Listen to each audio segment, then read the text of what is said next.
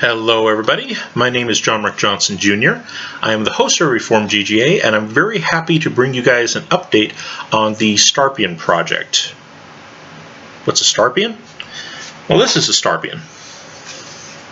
It is a Stribog. In this particular case, it's a Stribog SP9A3, the roller delayed version, that has been mated with a lower from A3 Tactical that is such that it takes AR components on the back end, so AR trigger group, mostly, we'll get into that, but mostly AR trigger group, a pistol grip that is AR, and of course a safety that is an AR style safety.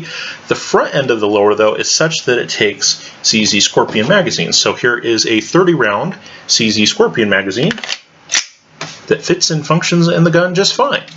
So it is a gun that now has components from the Stribog, from ARs, and from CZ StARpion, so I put it all together and I call it a StARpion. Other people will probably call it other things, but I like calling it a StARpion, so I'm going to continue calling it a StARpion. How did it work? Well, for the complete data set that I have, and it's never very big because I'm not as rich as I would like to be, but this time I was able to bring a little bit more data to the table than usual. That is, I decided to convert my gun into a StARpion at basically the same time that somebody else did that I knew, and they had me do the conversion for them. So we had two of these A3 tactical lowers that took CZ StARpion magazines, and we had two Stribog uppers. Excuse me. And mine is the A3 version, theirs was the SP9A1 version, and their particular lower with their particular upper ran absolutely flawlessly. Now, we've only put 100 rounds through each gun, so we're not very far into the testing process here. This was mostly just a proof of concept that we did today. And like I said, that other person's gun ran absolutely flawlessly. It was terrific. So there were no feeding malfunctions, there were no failures to lock the bolt back or anything like that. It ran absolutely perfectly. And like I said, they had the SP9A1 version. They had the early version that had the 2 recoil rods. It still had a non-reciprocating charging handle, but it had the dual recoil rods in it. And frankly, that is my favorite version of the Stribog in terms of sheer reliability.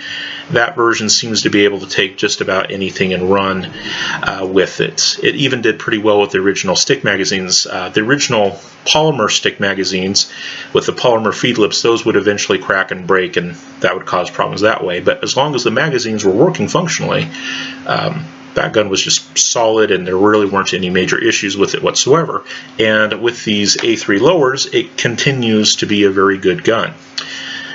This one, though, with this particular lower on it, little bit different story. Not terrible, okay, so don't get too worried here, but there are a few things that at this point, only being 100 rounds in, caused me just a little bit of hesitation.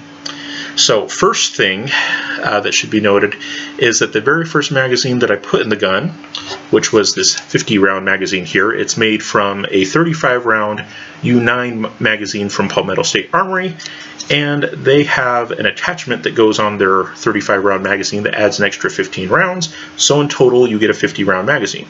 This was the first magazine that I put in the gun. Maybe I was being a little optimistic, but first magazine that I put in the gun, and it did not lock the bolt back the first time that I put it in. Now, every other magazine that I tried, which included other Palmetto State Armory magazines and 30 round CZ StARpion factory magazines, those other Palmetto State Armories and the 30 round magazine from CZ worked just fine in terms of locking the bolt back. And I went back later and put more rounds to the 50 round magazine. Now, like I said, we only had 100 rounds total, so I wasn't filling them completely full every single time. But in terms of locking the bolt back, it's only the last few rounds that are really all that important anyway, so I put like 10 rounds in it just to see if I could get the bolt to lock back this time, and it did. So I'm not sure what was going on with that first time where it didn't lock the bolt back. You know, maybe there were some rough edges that needed to get worked out, whatever. That sometimes happens with no new components in guns. It's definitely not entirely unheard of. Maybe that's all the issue was. Time will tell if it is an issue that repeats itself, but we did have one failure to lock the bolt back, and that was on the very first magazine in the gun. Was not able to reproduce it after that. However, that was not the only issue. There was another, and that had to do with the 20-round factory CZ windowed magazine that we had out there, this little guy right here. When the magazine was fairly full, at least halfway full, it seemed like it functioned just fine. However, when we got to the last 3 rounds in the magazine, I started getting feeding malfunctions, and I'm going to go ahead and try to see if I can reproduce that for you guys here. Like I said, it was just the last few rounds in the magazine that had problems, so I've loaded it with just 3 rounds here, and we are going to go ahead and try to reproduce the problem. So lock back, let it fly. Okay, and that time it seemed to cycle just fine. So cycle that one out. Try again. That one cycled just fine. Try for the last one. And that's where the malfunction comes in. Okay. That's actually the furthest I've been able to get it out of the bottom 3 rounds. A lot of times it will hang up on that 3rd round from the bottom. So maybe it's wearing in a little bit. If that's the case, I'm perfectly happy with it.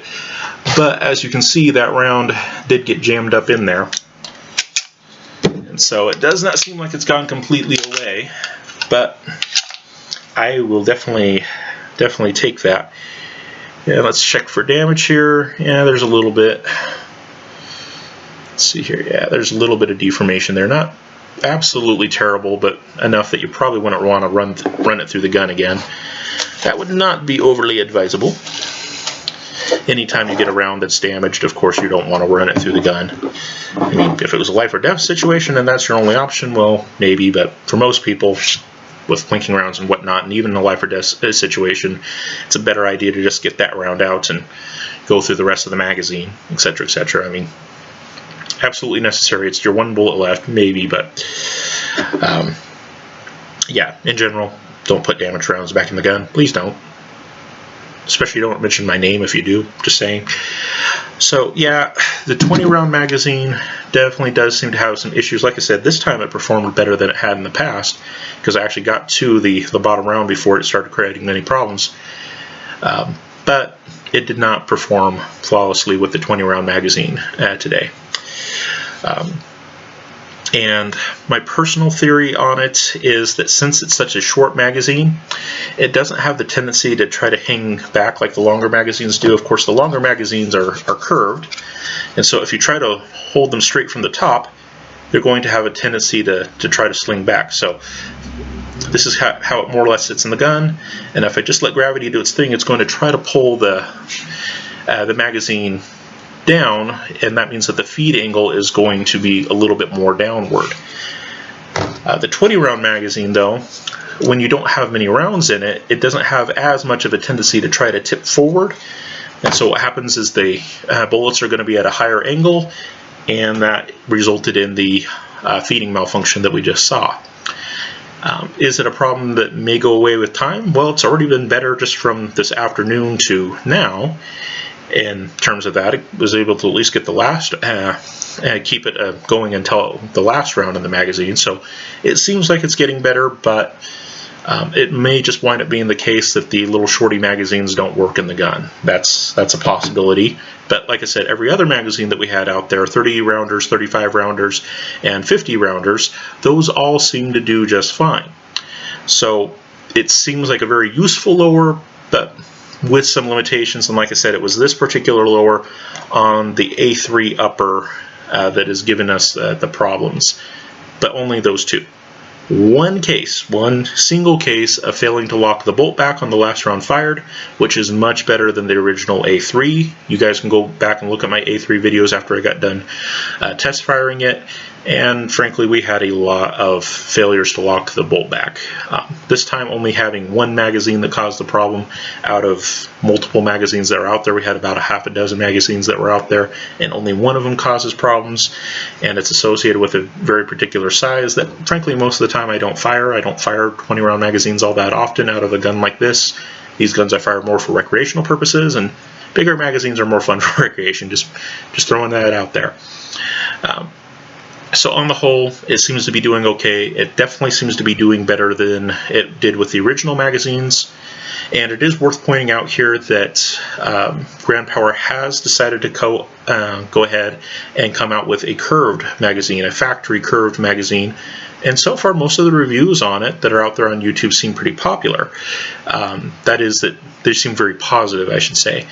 And that is actually somewhat astounding to me, because I didn't have a whole lot of faith in them at all. You can look at my earlier StARpion video, and I said I'm not really interested in the new curved magazines from Grand Power, because all of their other magazines have been junk, and so I'm just not really interested in them anymore.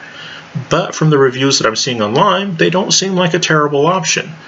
Now, time will tell what happens with them over time, because they're still polymer magazines, and there still can be an issue with the feed lips cracking and things like that. And that's an issue technically with pretty much all polymer magazines. Feed lips can crack and that kind of thing, especially with time and use, and depending on just how hard you are on it, and also the particular technique that you use in loading it, how careful you are in loading your magazines rather than just trying to jab them in there.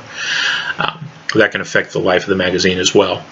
But so even though it looks like I'm wrong about the curved factory magazines from Grand Power, which is a good thing, it's good that they actually fixed the issue and got good magazines out that pretty much everyone can agree on are pretty good so far.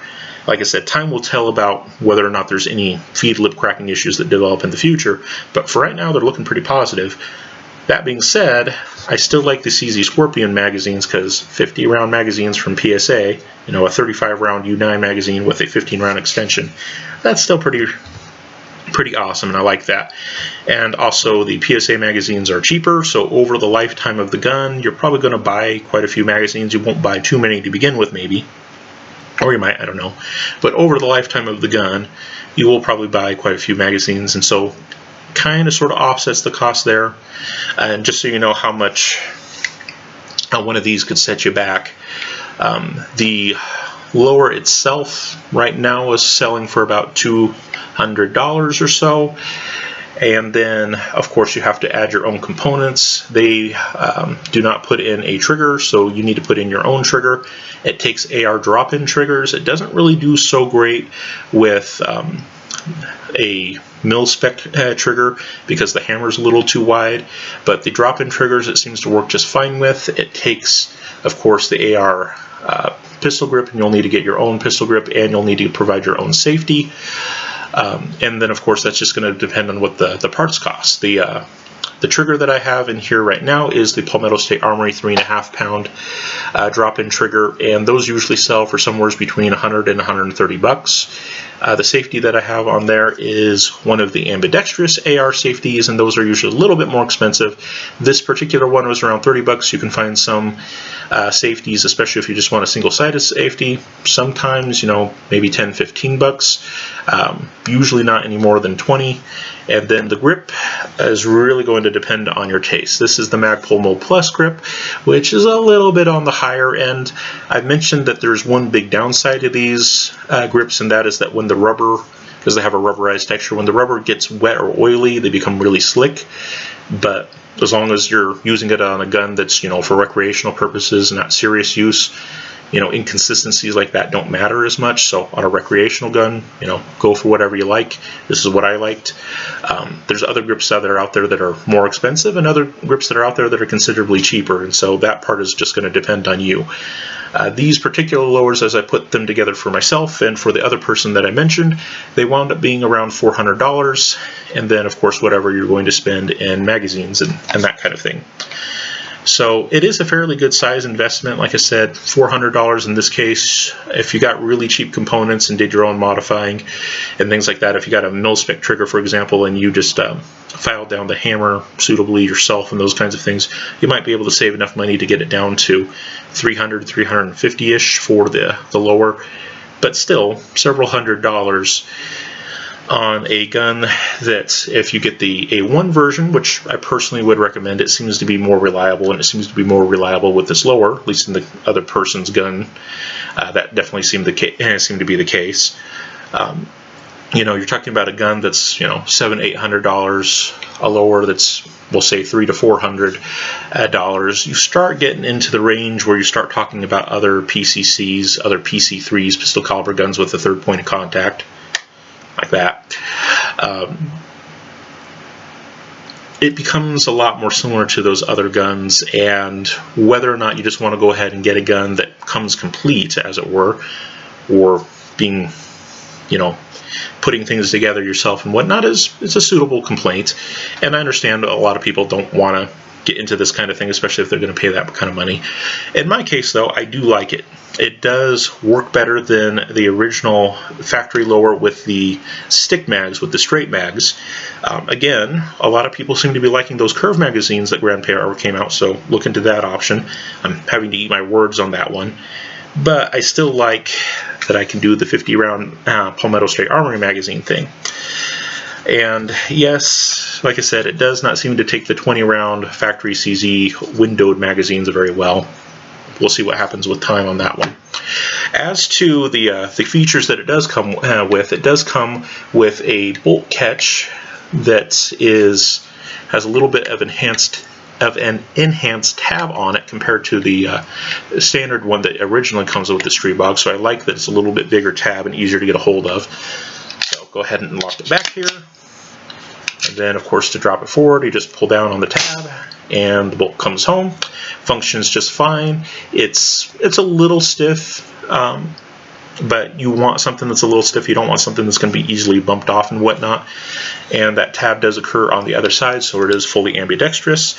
The other thing it will come with is, of course, the magazine release installed. Now, this particular one, the other lower wasn't like this, but this one has kind of a creak to it, kind of a creaky click sound. And that might be part of the reason why the 20-round magazine doesn't work so well in it, is I think that this magazine release may not have been installed at A3 Tactical quite properly. So I'm probably going to wind up taking that apart and seeing what's causing that click sound in there, because I think that might be part of the problem. But I do like it in the sense that this release is enhanced so that I can use my index finger on it. And in terms of whether or not that means that the magazine is going to drop free, frankly, most of the time it doesn't.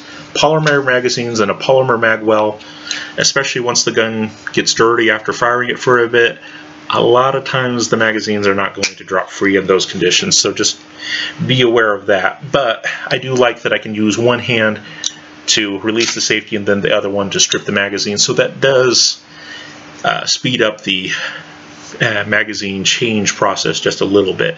It's not as fast as a drop-free system, of course, but that right there is a nice feature. And the standard CZ StARpion was meant to work that way as well. Whether or not it does is a little bit debatable, but that was the intention. And in this gun, I think that they accomplished that pretty well. And then, of course, like I said, the other parts you're going to put in yourself. So you're going to put in your own drop-in trigger, you're going to put in your own safety, you're going to put in your own pistol grip, and whether those do or do not work is going to depend on what you buy. Like I said, I got the Palmetto State Armory 3.5 pound drop-in trigger, and it seems to work pretty good. It's a 3.5 pound trigger, so it's not like a match precision trigger, but let's face it, the gun is not exactly a match precision gun. This is not the kind of gun that you usually take to an accuracy competition, just saying. So it doesn't really need to be developed for that. And for the purposes that this gun is meant for, which is mainly recreational plinking in my case, a 3.5 pound trigger from Palmetto State Armory works perfectly fine. And it is a little bit on the lighter side, so that makes it kind of nice and convenient, but it's not so light that it's going off way too easily. It's a nice middle of the road. Not quite as heavy as a standard mil-spec trigger, which would be closer to maybe 5.5 pounds-ish, depending on the exact one you're talking about. Not quite that heavy, but like I said, it's not a precision hair trigger that just goes off at the littlest touch. And so for the design intents relative to what I'm doing with it, it's a good trigger for that.